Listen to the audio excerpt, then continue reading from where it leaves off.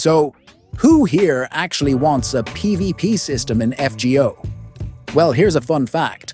The game was originally supposed to be a PvP game on PC. Back in the day, Type Moon planned an online Fate Apocrypha PvP game for PC, but it got cancelled. They decided to reboot the project under the codename Fate Online Project Reboot. That PvP system they planned would have let players' jerk behavior literally create the evils of humanity, the same ones they'd have to destroy. Nasu noped out and decided he wanted to write something more optimistic and positive for the mobile game instead. That time, Aniplex producer Atsuhiro Iwakami wanted to make a social game to hype up the Fate anime. He suggested he would take on the challenge by using the franchise. However, Takeuchi Takashi and Nasu wanted the game to be done properly by them. Pretty cool, right?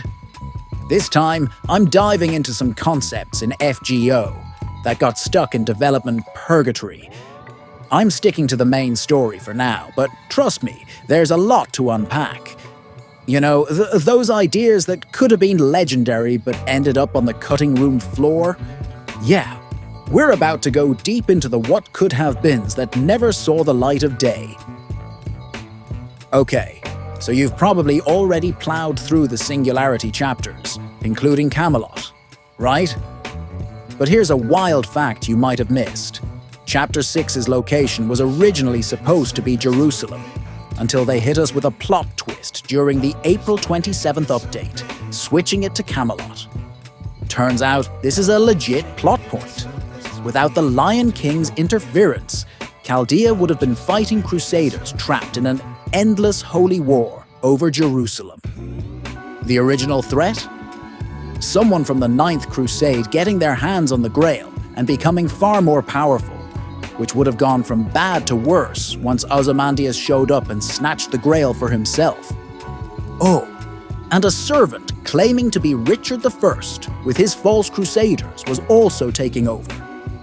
But the Lion King and her crew of knights rolled in, wiped out the fake crusaders, and completely changed the game, turning Jerusalem into Camelot. The whole thing got renamed, and boom, a new title. Well, Jerusalem later popped up again in the arcade version as a replacement for Camelot though. Talk about some next-level lore.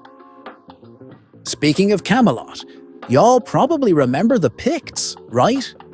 Those creepy-looking guys who pop up among Knocknare's soldiers in the Britain Lost Belt? Well, here's the tea.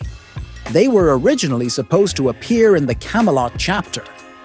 The in-story reason was that Nitocris summoned these absolute Camelot killing men to help her squad attack Camelot, but unfortunately, they got cut for time because their design couldn't be finalized back then. Fast forward to Avalon Le Fay, and boom, they finally made their appearance as enemies. Delayed, but not forgotten. Ashia Douman was initially designed as a character that wouldn't have much of an impact on the Fate Grand Order story. Essentially, a mid-boss villain. Even his writer didn't think much of him, considering him more of a discount version of the legendary Onmyuji Abe no Seimei. However, things took a major turn when Shuichi Furumi, Douman's character designer, delivered an absolutely stunning and memorable design. The creative team was so blown away by Furumi's work that they decided to elevate Douman's role. They probably were like, hold up, this guy's way too cool to waste. Then giving him a far more significant position in the storyline than originally planned.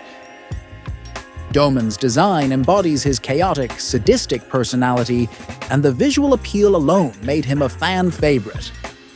That sinister smile alone is creepy enough.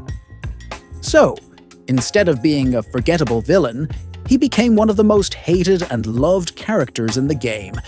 Honestly, every time I see that creepy grin of his, I hate him even more. Especially after all the wild stuff he pulled in the FGO storyline. This sudden shift in his importance is a testament to how strong design choices can completely change a character's trajectory, turning what was supposed to be a minor antagonist into a major force within the game. Speaking of Douman, it reminds us of the Epic of Remnant chapters, so let's jump into Seraph real quick. But let me hit you with some truth. The Seraph rerun could have been way more insane. Originally, they planned this epic plus episode, featuring more juicy content tied to our favorite giant kaiju queen, King Protea. Imagine extra battles, a deeper story, and maybe even some emotional roller coasters. Because, King Protea is one of the Sakura Five, and we need more content of that. But nope, due to tight dev schedules, it got thrown into the abyss of cut content. What did we get instead? A small intro and outro for King Protea. It's like they teased us with a massive feast and then gave us crumbs. Was that too much? Did you know that Kushtaria's boss fight in Atlantis was supposed to hit even harder? Well, emotionally. There was originally a special line for players who managed to break through all his HP bars, but it got cut from the game because it had massive spoilers for the Olympus chapter. Later, Nasu dropped the hidden line on his blog after Olympus dropped. Why, it's just a defeat or two. That doesn't lower a person's value. Like, damn. That line perfectly captures Kushtaria's unbreakable spirit and his ironclad dedication to his cause. Honestly, they robbed us of an epic moment in Atlantis. But it's okay. It's just our bro being the best bro is all. Speaking of Lost Belt 5, did you know that in the early drafts for Atlantis, Drake was supposed to have a much bigger role? Yep. Our favorite pirate queen was originally going to be front and center. But Nasu decided to cut back her role because he felt she clashed with the whole underdog heroes vibe the story was going for. Basically, Drake's presence was so badass that it overshadowed the scrappy underdog theme they were building up. So instead of taking the spotlight, she ended up playing a smaller part. Honestly, I'm kinda glad though, because it gave Jason and his crew in their full glory. But still, can you imagine how different Atlantis could have been with more of Drake's pirate swagger? Enough about Atlantis and Olympus, now let's dive into the nightmarish realm that is Lost Belt 6. Nasu has openly admitted that the story for Lost Belt 6, Avalon Le Fay, underwent several changes because, at first, it was supposed to be much shorter and simpler. But things quickly spiraled out of control. Nasu was stoked to dive into traditional fantasy for the first time, and he just couldn't stop himself from adding more and more layers of lore. As he dug deeper into the history of the Lost Belt, the story started piling up with more plot elements than expected. The biggest game changer? Oberon. He completely flipped the narrative, shifting what was going to be a straightforward punch-out-the-bad-guy plot into an epic tale that got so huge it needed to be split into 3 parts. The Avalon Le Fay chapter became a giant lore buffet, with everything from fairies running sweatshops in iron-rich towns to intense conflicts between anti-Morgan factions.